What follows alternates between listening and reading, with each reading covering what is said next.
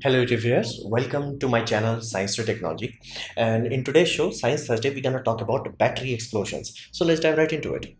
Well, first you have to understand the core principle of what we are talking about. We are talking about energy here.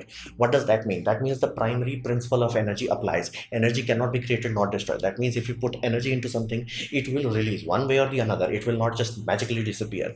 So that means if sudden enough energy release happens, it will become an explosion, and it is a very old problem. We used to have that with steam trains where boilers used to go boom. We used to have this with petrol engines. Many of you have may have directly seen petrol cars going catching on fire and things of that nature. That happens, that's common. You have to understand this. Energy itself is not a complete factor. You have to compensate for time. Basically 1 kilowatt, okay, that's 1 kilowatt, but for how long? 1 kilowatt for one whole day, that will barely give you enough power to run a LED light bulb. 1 kilowatt in a millisecond, that's more than enough power to melt a metal. So that's the reality of it. Energy itself is not complete component. You have to multiply that with time.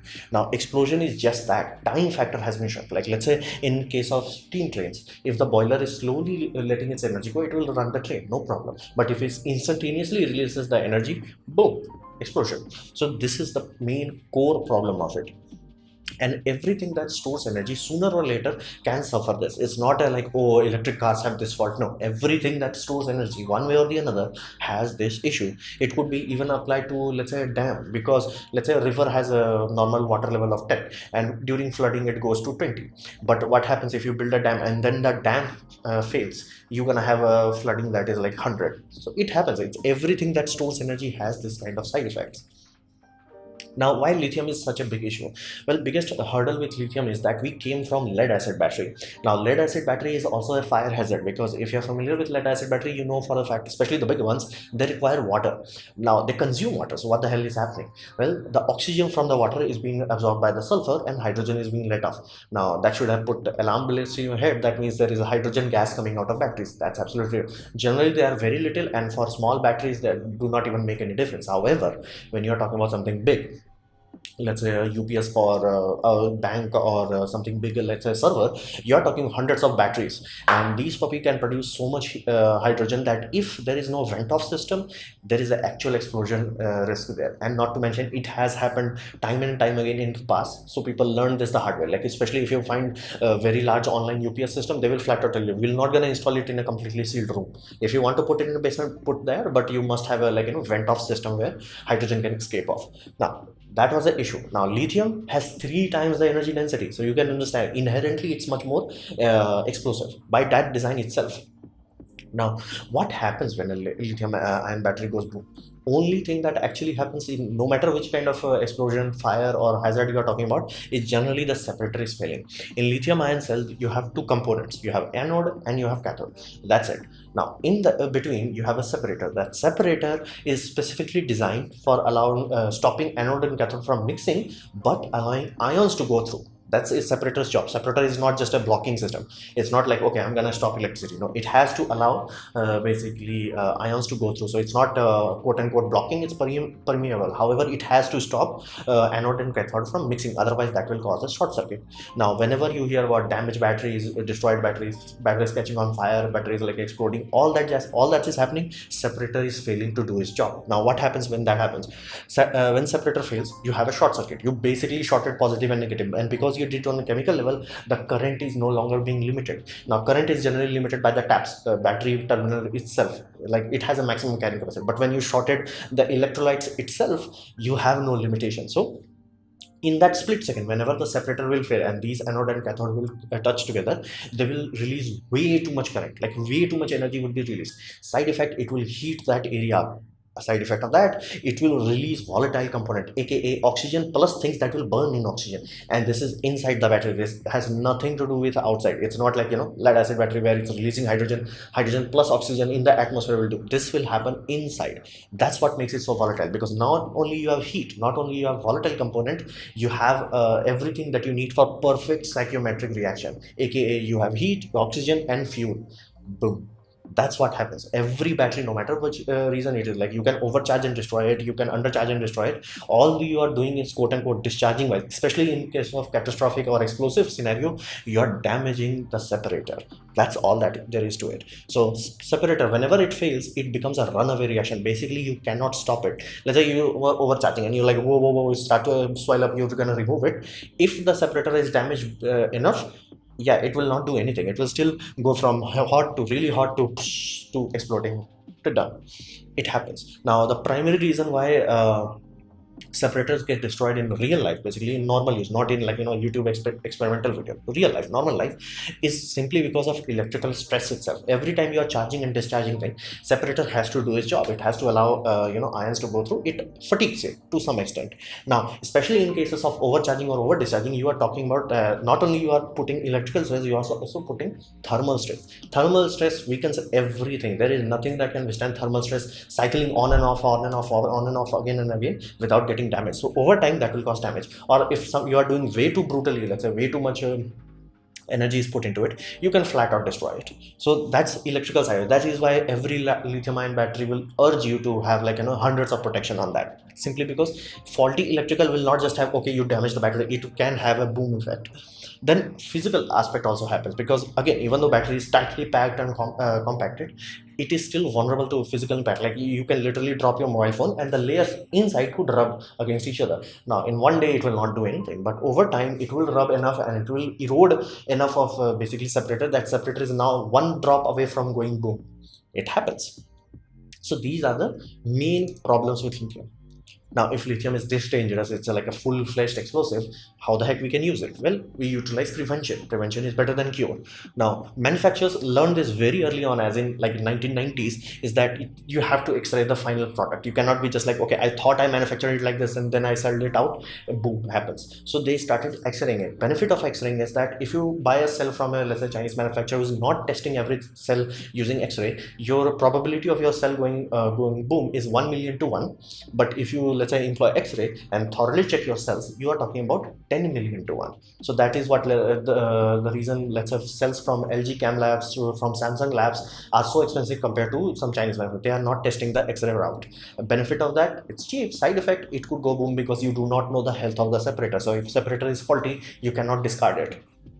Then we learned this the hard way, is that whenever we went from battery to battery, we utilized the same logic we utilized the last time. Basically, we went from lead acid to lithium ion. So we're like, hey, lead acid, how do we charge it? We bulk charge it in the beginning, then we trickle charge it, and we keep trickle charging it. And lead acid is inherently very, very, very robust, because even the worst thing it's gonna do is gonna self-destroy. It does not have the fire probability of going boom, because even if it releases hydrogen, it's not gonna release like tons of hydrogen. That only happens when you actually have like hundreds of tons of batteries.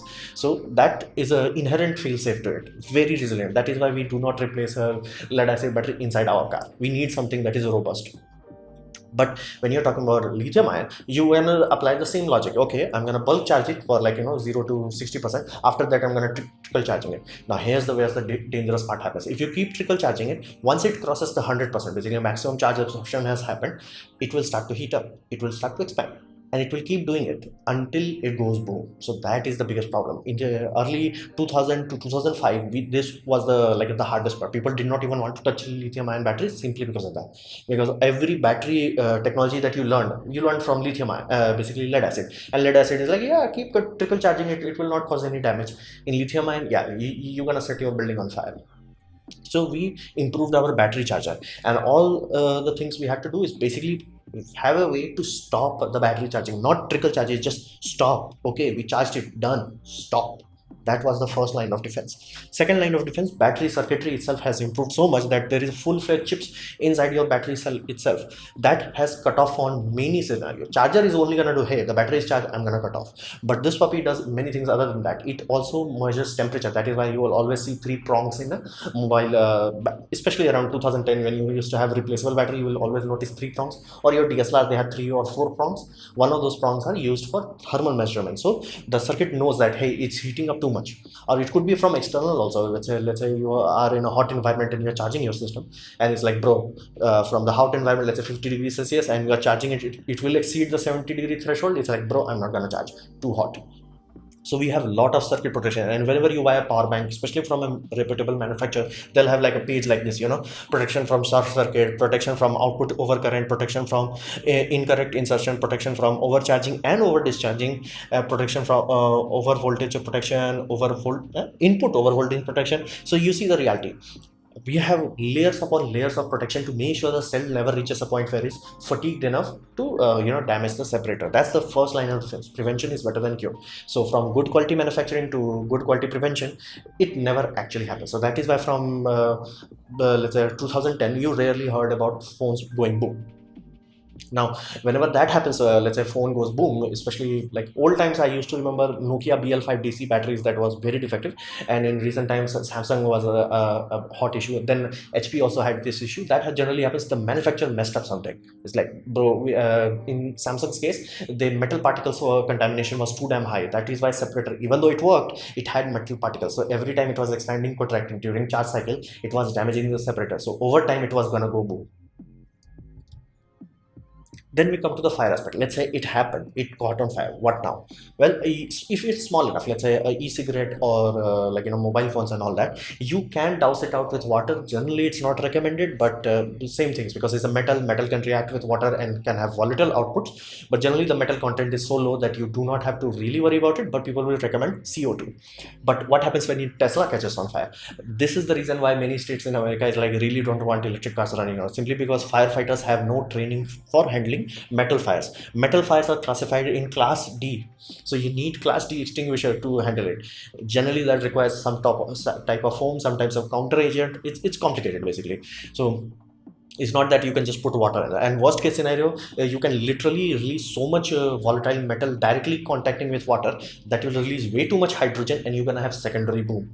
So people really don't want to put out basically large fire with water. But generally, if you have nothing else, people will still recommend dousing it with water, simply because it will at least reduce the temperature. It may still release the hydrogen gas, but again, if you are in open environment, that's not an issue. So but again, that will become an issue if you are doing this in the basement. But the cheapest option that you can have is sand. Basically just douse it with sand. Then what we can expect in the future? Now, as if I've specified, the same way companies learned the hard way. It's like, dude, it's better to check every cell using X-ray. There are other methods that are improving the X-ray resolution. Others are using some different types of radiation to analyze each cell. That is the first line of defense. If you have quality cell, it will last longer.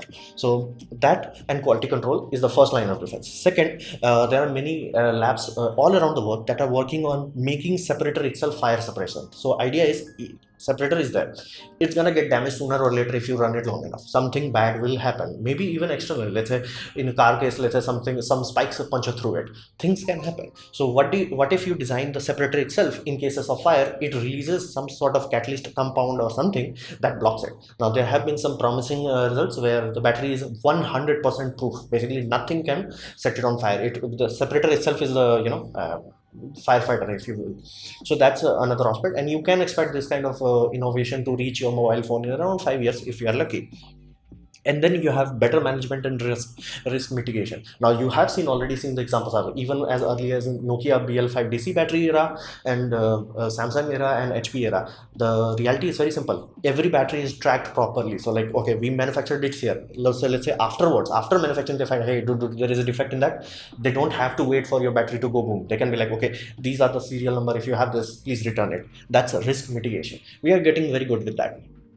Then the chemistry itself is another aspect. What if we change the chemistry? Instead of going so volatile, it does not react too much. We have one candidate for that, which is lithium titanate batteries. Now lithium titanate batteries are one of the major side effect it has. It's 3 times larger. It's huge. Basically it's almost the same size of lead acid battery, but China utilize these on their electric buses. Benefit of that, if you set it on fire, it will just burn. Basically it will be equivalent of setting a log on fire. It will not add to the fire like other lithium points where it can literally go boom. It will not add to it. It will just burn. And what happens if you puncture it? Nothing. It will electrically keep working. What happens if you cut it in half? It will still keep working. So it is a very stable sound and all that, and these sort of system have been used in satellites and all that jazz. So you can understand there are some chemistry options that we have, but no, so far we have not found anything that is like same density as lithium ion and has the same safety as, let's say, lithium titanate. We have not reached there yet. That is why people are working on the separator rather than putting your lithium titanate in your mobile phone, because that will literally make your mobile phone, the good old 80 days, 1980s mobile phone will become. So future is kind of bright and safe. We're going to have a lot of risk mitigation, better management, better chemistry also could alleviate all the issues in the first place. So this was my presentation on why battery goes boom. I hope you liked it, learn from it. In that case, please click the like button, share it amongst your friends. That will help me a lot. If you didn't like it, didn't enjoy it, I'd urge you to press dislike, press it twice to show me your response, and please leave a comment because I try to reply to all of them. Subscribe, press the bell icon if you're free, and as always, thanks for watching.